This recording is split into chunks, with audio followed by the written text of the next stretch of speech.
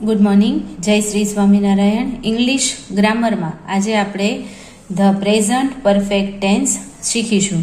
Present perfect tense એટલે શું? પૂર્ણ વર્તમાન કાળ. હવે પૂર્ણ વર્તમાન કાળ શીખતા પહેલા આપણે થોડું પુનરાવર્તન કરી લઈએ. તો હેવ અને હેઝ એ તો તમે પહેલા પણ શીખી ગયા છો, તો પણ એક વખત જોઈ લઈએ. સર્વનામ પ્રોનાઉન કયા કયા હોય? આઈ, વી, યુ, ધે. તો આપણે એની સાથે શું વાપરીએ છીએ? હેવ. આ તો બધાને ખબર જ છે. અને હી, શી, ઇટ ત્રીજો પુરુષ એક વચનના પ્રોનાઉન હોય તો આપણે શું વાપરીએ છીએ? હેઝ. આશા રાખું છું કે આ તો બધાને ખ્યાલ જ હશે. હવે જુઓ, આપણે જોઈશું પૂર્ણ વર્તમાન કાળ. ચાલુ થાય છે અહીંયાથી. કોઈ ક્રિયા તરતમાં જ પૂરી થઈ હોય ત્યારે પૂર્ણ વર્તમાન કાળનો ઉપયોગ થાય છે. બરાબર? કોઈ ક્રિયા હાલમાં જ પૂરી થઈ ગઈ છે, બરાબર? મેં આ વાક્ય હમણાં જ પૂરું કર્યું તો એ શું થયો? પૂર્ણ વર્તમાન કાળ. જસ્ટ નાવ, હમણાં જ જે ક્રિયાઓ પૂરી થઈ છે તેને દર્શાવવા માટે આપણે ઇંગ્લિશમાં કયો કાળ વાપરશું? પૂર્ણ વર્તમાન કાળ. બરાબર? હવે એની વાક્ય રચના જોઈએ. વાક્ય રચના શું છે જુઓ. તો પેલા તો આવશે કર્તા, બરાબર? એના પછી હેવ અને હેઝ. ઈ તો આ કર્તા ઉપર આધાર રાખે છે કે કર્તા છે એ આઈ, વી, યુ, ધે હોય તો એની સાથે આપણે હેવ વાપરશું, અને કર્તા હી, શી, ઇટ હોય તો એની સાથે આપણે શું વાપરશું? હેઝ વાપરશું. અને એના પછી આવશે ભૂત કૃદંત. બરાબર? આપણે ભૂત કૃદંત વિશે પણ આગળ એક માહિતી જોઈશું. સૌથી પહેલા આપણે વાક્ય રચના સમજીએ. I have written a letter.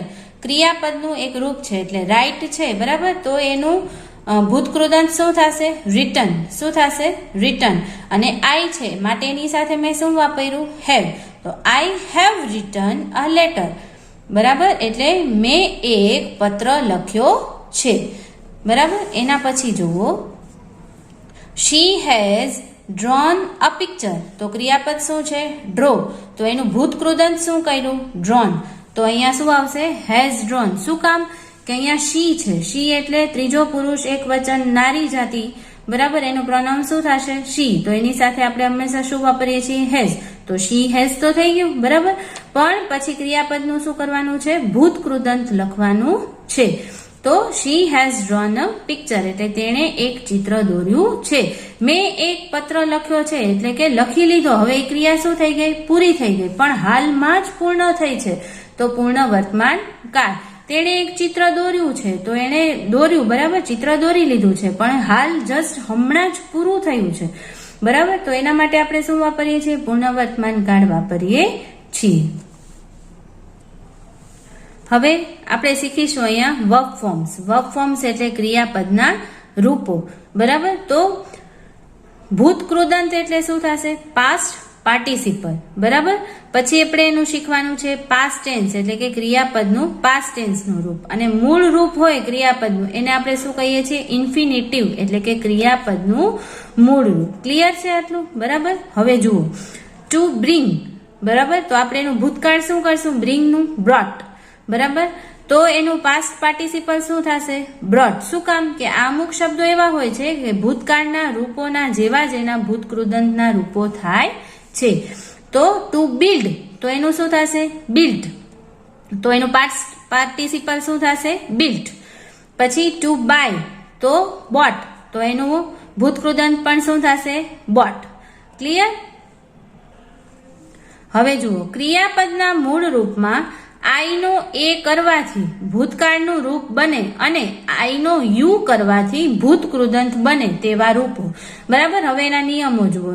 નિયમ આપણે શું જોયો? તો આઈનો એ કરવાથી શું થઈ જશે? ભૂતકાળ થઈ જશે. બરાબર? પણ એ છે, બરાબર? તો આઈનો આપણે હવે શું કરશું? યુ. તો એનાથી એનું શું થશે? ભૂત કૃદંતનું રૂપ થશે. જુઓ, ટુ બિગિન. બરાબર? તો એનું શું થશે? બિગન. બરાબર? તો આપણે અહીંયા આઈનું શું કર્યું? યુ એ સોરી આઈનો એ કર્યું. બરાબર? અને હવે આઈનો શું કરશું? યુ.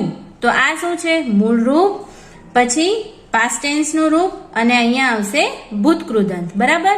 તો આઈનો એ કરવાથી શું થયું? ભૂતકાળનું રૂપ થયું, અને આઈનો યુ કરવાથી એનું ભૂત કૃદંત બન્યું. બરાબર? એના પછી જુઓ, ટુ ડ્રિંક. તો એનું આપણે ભૂતકાળનું રૂપ બનાવવું હોય તો શું કરશું? ડ્રેન્ક. તો આઈનું મેં શું કરી નાખ્યું? એ. તો હવે હું આઈનો શું કરીશ? યુ. તો ડ્રંક એટલે કે એ ભૂત કૃદંત થયું. એના પછી ટુ રિંગ, બરાબર. તો અહીંયા આઈ નો મેં શું કર્યો? એ, બરાબર. ટુ રેંગ, અને અહીંયા આવશે ટુ રંગ, તો યુ થઈ ગયો. આઈ નો મેં શું કર્યો? યુ. સમજાય છે? હવે એના પછી છે ક્રિયાપદના મૂળ રૂપ જેવા જ ભૂતકૃદંતના રૂપો, બરાબર. તો ટુ બીકમ, હવે તો શું થઈ જશે? બીકેમ. ઈ એનું શું થશે? ભૂતકાળનું રૂપ થશે, પણ એનું ભૂતકૃદંત શું થશે? ટુ બીકમ, બરાબર. તો અહીંયા જુઓ, ક્રિયાપદનું મૂળ રૂપ અને ભૂતકૃદંત એ બંને કેવા છે? સરખા છે. પછી ટુ કમ, તો અહીંયા પણ શું થશે? ભૂતકાળનું રૂપ કેમ, અને એનું ભૂતકૃદંત શું થશે? કમ. તો કમ, કમ, બરાબર. પછી ટુ રન, તો એનું શું થશે? ભૂતકાળનું રૂપ રેન, અને ફરીથી એનું ભૂતકૃદંત શું થશે? રન. બીકમ, બીકેમ, બીકમ, કમ, કેમ, કમ, રન, રેન, રન. ક્લિયર? એના પછી છે જુઓ, ત્રણેય રૂપો સરખા હોય તેવા ક્રિયાપદો, બરાબર. તો ટુ કોસ્ટ, તો કોસ્ટ અને કોસ્ટ, એટલે કોસ્ટ, કોસ્ટ, કોસ્ટ. તો આ શું છે? ઇન્ફિનિટિવ, મૂળ રૂપ, પાસ્ટ ટેન્સ ભૂતકાળ, અને પાસ્ટ પાર્ટિસિપલ એટલે કે ભૂતકૃદંત. પછી કટ, કટ, કટ, તો અહીંયા શું છે? આ ઇન્ફિનિટિવ ક્રિયાપદનું મૂળ રૂપ, પછી પાસ્ટ ટેન્સ એટલે ભૂતકાળનું રૂપ, અને પાસ્ટ પાર્ટિસિપલ એટલે કે ભૂતકૃદંત. પછી હિટ છે, તો એનું ભૂતકાળ પણ હિટ થશે અને ભૂતકૃદંત પણ હિટ જ થશે. હવે જો ક્રિયાપદના મૂળ રૂપને એન, ઈએન, આરએન કે ડબલ્યુએન લગાડવાથી બનતા ભૂતકૃદંતના રૂપો, બરાબર. તો આપણે ક્રિયાપદના મૂળ રૂપને શું લગાડશું? આપણે ડબલ્યુએન, બરાબર. એન, ઈએન, આરએન કે ડબલ્યુએન આપણે લગાડશું. જુઓ, ટુ બ્લો, તો એનું ભૂતકાળ શું થશે? બ્લુ, તો બ્લોન. પછી ટુ ડ્રો, તો ડ્રીવ, ડ્રોન. પછી ટુ સી, તો ભૂતકાળ શું થશે? સો, અને ભૂતકૃદંત થશે સીન. પછી ટુ ફગીવ, ફગેવ અને ફગીવન. એના પછી જુઓ, હવે ક્રિયાપદના મૂળ રૂપને ઈએન લગાડવાથી બનતા ભૂતકૃદંતના રૂપો, બરાબર. તો આપણે અહીંયા મૂળ રૂપને આપણે અહીંયા શું લગાડશું? ઈએન. તો ટુ ઈટ, તો એનું ભૂતકાળ શું થશે?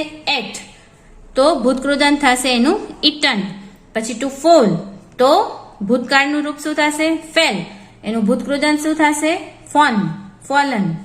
એના પછી ટુ રાઇટ, તો રોટ, તો એનું શું થશે? રિટર્ન, બરાબર. આ છે એનું મૂળ રૂપ, આ પાસ્ટ ટેન્સનું એટલે ભૂતકાળનું, અને આ છે એનું ભૂતકૃદંત, બરાબર. એના પછી હવે ભૂતકાળના રૂપને આપણે ઈએન લગાડવાનું. આમાં આપણે શું કર્યું હતું? મૂળ રૂપને ઈએન પ્રત્યે લગાડ્યો હતો, બરાબર, ભૂતકૃદંત માટે. હવે અહીંયા ભૂતકાળના રૂપને એટલે કે આ જે ભૂતકાળનું રૂપ છે એને આપણે ઈએન લગાડવાનું છે. જોઈએ, જુઓ, ટુ બાઇટ, તો શું થશે? બીટ, તો બીટન. પછી ટુ બ્રેક, તો બ્રોક, બ્રોકન. ટુ ચૂઝ, તો ચૂઝ, એનું ભૂતકાળ શું થશે? ચૂઝ, અને અહીંયા શું થશે? ચૂઝન. તો આપણે શું કર્યું? આ જે ભૂતકાળનું રૂપ છે એને આપણે ઈએન પ્રત્યે લગાડ્યા છે. તો આ માત્ર આપણે મેં તમને ઉદાહરણ માટે 2-3 જ સમજાવ્યા છે. આવા ઘણા બધા રૂપો છે જે હું તમને પીડીએફ મોકલીશ, અને તમારી જે ગ્રામર છે ઇંગ્લિશની એમાં પણ 36 નંબરના પાના ઉપર આપેલા છે. હવે આપણે એની પહેલા વાક્ય રચના સમજી ગયા. એવી જ રીતે કરતા, પછી હેવ હેઝ પ્લસ ભૂતકૃદંત અને વધારાના શબ્દો. તો હવે પ્રશ્નોત્તરી જોઈએ. તમને કોઈ પણ પ્રેઝન્ટ પરફેક્ટ ટેન્સની અંદર પ્રશ્ન પૂછેલો હોય ને તમારે એનો જવાબ લખવો હોય તો આપણે આ જ વાક્ય રચનાને ફોલો કરવાની છે, બરાબર. જુઓ, who has finish the work, બરાબર. તો કોણ છે? કાઉન્સમાં કોણ આપ્યું છે તમને? મોહિત. કોણે કામ પૂરું કર્યું હતું? તો મોહિતે, બરાબર. તો અહીંયા આપણે શું લખશું? પહેલા તો કરતા, તો ક્રિયા કરનાર વ્યક્તિ કોણ છે? મોહિત. પણ આમ તો જો કે હું વાળી વાક્ય રચના સૌથી સહેલી છે. હું ની જગ્યાએ માત્ર આપણે કરતા મૂકી દેવાનું, બાકી આખુંનું વાક્ય છે એમ જ રહેશે. તો મોહિત હેઝ ફિનિશ્ડ ધ વર્ક, બરાબર. હવે એના પછી છે, જુઓ, વોટ હેઝ અંકિત બોટ. અંકિતે શું ખરીદ્યું હતું? તો શું ખરીદ્યું હતું? કાઇટ. તો આપણે વોટ થી છે તો પેલા વાક્ય રચના પ્રમાણે શું આવશે? પેલા કર્તા. તો કર્તા કોણ છે અહીંયા? અંકિત. તો અંકિત પછી હેવ હેઝ, તો ત્રીજો પુરુષ એક વચન, નર જાતિનું નામ છે હી, તો એની સાથે આપણે શું વાપરશું? હેઝ. અંકિત હેઝ પછી ભૂતકૃદન, બરાબર? તો બોટ છે તો એનું ભૂતકૃદન શું થશે? બોટ જ રહેશે, બરાબર? તો BOUGHT, boat. Ankit has bought kites. Clear? હવે જો એના પછી which film have you seen, બરાબર? તમે કઈ પિક્ચર જોઈ હતી? તો આપણે કઈ પિક્ચર જોઈ હતી? હિન્દી ફિલ્મ, બરાબર? તો આપણે ધે સાથે હંમેશા શું વાપરશું? હેવ પછી ભૂતકૃદન, તો સીન. અહીંયા આપેલું જ છે scene. They have seen Hindi film.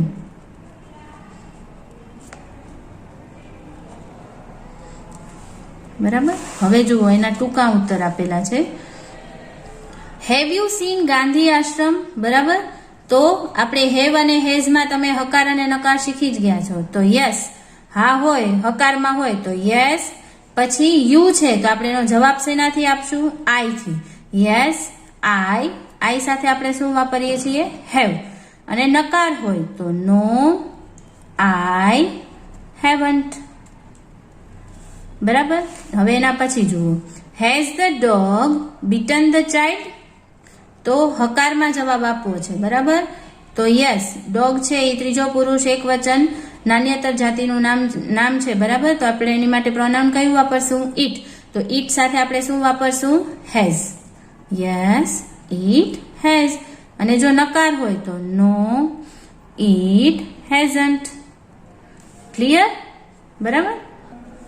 હવે છે WH ક્વેશ્ચન્સ. તો એ તો બધાને ખ્યાલ જ છે. કયા કયા શબ્દો છે? હુ, વોટ, વેર, વેન, બરાબર? તો હુ એટલે કોણ? તમને વ્યક્તિ પૂછશે. વોટ એટલે શું? કોઈ પણ માહિતી પૂછી શકે છે. વેર એટલે કે ક્યાં, સ્થળ પૂછે છે. અને વેન એટલે કે ક્યારે, એ તમને સમય પૂછે છે, બરાબર? તો જે પ્રકારે આપણે પ્રશ્નાર્થની વાક્ય રચના બનાવવી હોય એ પ્રમાણે આપણે WH શબ્દ યુઝ કરવાનો રહેશે. તો અહીંયા છે જુઓ, the servant has broken the glass, બરાબર? તો આપણે હુ થી પ્રશ્ન પૂછવો છે. અહીંયા તમને કર્તાના સ્થાને આપણે શું મૂકી દેવાનું? હુ. બાકી આખું વાક્ય એમ જ રહેશે. Who has broken the glass, બરાબર? હવે ધ ગ્લાસ તો શું? એટલે આપણે શેનાથી પ્રશ્ન પૂછશું? વોટ. તો what has the servant broken, બરાબર? વોટ હેઝ પ્રશ્નાસૂચક શબ્દ, પછી કર્તા પ્રમાણે હેવ હેઝ, પછી અહીંયા આવશે કર્તા અને એના પછી ભૂતકૃદન, બરાબર? હવે જુઓ એના પછી છે વત્સલ હેઝ ગોન ટુ ભાવનગર, બરાબર? તો અહીંયા ક્યાં જાય છે? ભાવનગર, બરાબર? તો એ સ્થળ છે. તો સ્થળ માટે આપણે શું વાપરશું? વેર. તો પહેલા તો પ્રશ્નાસૂચક શબ્દ વેર, પછી વત્સલ ત્રીજો પુરુષ એક વચન, નર જાતિનું નામ છે વત્સલ એટલે હી, તો હી સાથે આપણે શું વાપરશું? હેઝ. તો વેર હેઝ વત્સલ કર્તા અને એના પછી આવશે ભૂતકૃદંત એટલે કે gone. Where has Vatsal gone. એના પછી છે જુઓ, Nilay has forgotten his book at home, બરાબર? તો આપણે અહીંયા નામ માટે પ્રશ્ન પૂછવો હોય તો આપણે શું શેનાથી પ્રશ્ન પૂછશું? હુ થી. તો હુ થી પ્રશ્ન પૂછીએ એટલે કે નામની જગ્યાએ હુ મૂકી દેવાનું, બાકી આખું વાક્ય જેમ છે તેમ જ રહેશે, એમાં કોઈ ફેરફાર થશે નહીં. તો who has forgotten his book at home. Who has forgotten his book at home? એના પછી his book એટલે શું? તો his book એટલે આપણે એના માટે શેનાથી પ્રશ્ન પૂછશું? what થી. તો પેલા પ્રશ્નાસૂચક શબ્દ, પછી હેઝ. શું કામ હેઝ આવશે? કેમ કે અહીંયા નિલય ત્રીજો પુરુષ એક વચન છે તો એની સાથે શું વાપરશું આપણે? હેઝ. તો વોટ હેઝ પછી નામ આવશે કર્તા, તો શું અહીંયા આપ્યું છે તમને? નિલય. પછી ભૂતકૃદન, તો અહીંયા શું છે? ફરગોટન. અને એટ હોમ વધારાના શબ્દ. વોટ હેઝ નીલય ફરગોટન એટ હોમ, એના પછી એટ હોમ સ્થળ પૂછવું છે આપણે, બરાબર. તો એના માટે શું પૂછશું આપણે? વેર. તો પહેલા પ્રશ્નાર્થસૂચક શબ્દ વેર, પછી ફરીથી હેઝ, નીલય, પછી ક્રિયા કરતા, પછી એનું શું આવશે તમારે? ભૂતકૃદંત, ફરગોટન હિઝ બુક. હવે ફરીથી હું તમને સમજાવી દઉં કે આપણે જ્યારે પ્રશ્નાર્થ વાક્ય બનાવતા હોઈએ, બરાબર, તો એનો જે જવાબ સૂચક શબ્દ છે એ આપણા પ્રશ્નાર્થ વાક્યમાં આવશે નહીં. ચાલો, એના પછી છે they have written a letter last week, બરાબર. તો અ લેટર એટલે વોટ, શું? તો વોટ, પછી ધે એટલે બહુવચનનું પ્રોનાઉન છે એટલે એની સાથે આપણે શું વાપરીએ છીએ? Have. What have they written last week. A letter છે એ આપણા પ્રશ્નાર્થ વાક્યમાં આવશે નહીં. પછી લાસ્ટ વીક એટલે સમય છે, તો આપણે એના માટે શેનાથી પ્રશ્ન પૂછશું? વેન થી. તો વેન હેવ ધે રિટન ભૂતકૃદંત અ લેટર, અંધારાના શબ્દો. When have they written a letter. તો વાક્ય રચના કેમ રહેશે બધાની? તો પહેલા તો પ્રશ્નાર્થ સૂચક શબ્દ, પછી કર્તા અનુસાર હેવ કે હેઝ, બરાબર. અહીંયા હેઝ છે, અહીંયા હેવ વાપર્યું છે, એ આપણે કર્તા ઉપર આધાર રાખે છે. એના પછી કર્તા, એના પછી ભૂતકૃદંત અને એના પછી વધારાના શબ્દો અને વાક્યના અંતમાં પ્રશ્નાર્થ છે. શું કામ? કે આપણે પ્રશ્નાર્થ વાક્ય બનાવીએ છીએ. તો હું આશા રાખું છું કે આજનો આપણો ટોપિક છે ધ પ્રેઝન્ટ પરફેક્ટ ટેન્સ તમને સમજાઈ ગયો હશે. આ પૂરું થયા બાદ, વિડીયો પૂર્ણ થયા બાદ તમને એક PDF મોકલવામાં આવી છે જે તમારે અંગ્રેજી ગ્રામરમાં લખવાની રહેશે. જય શ્રી સ્વામિનારાયણ.